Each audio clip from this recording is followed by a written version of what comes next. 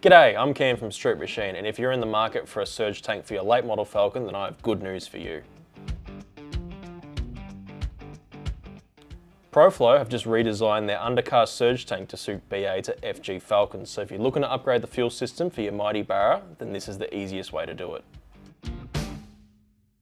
If you're familiar with your Falcons, the tank itself bolts straight to the passenger side chassis rail in underneath the intake manifold.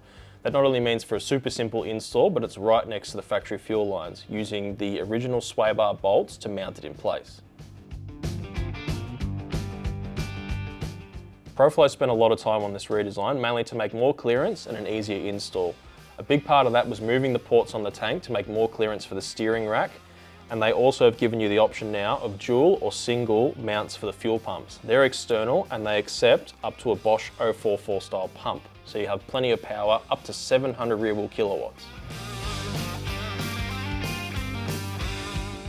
The tank itself was made from 4mm thick aluminium and the base plate is 10mm thick, so it's extra sturdy.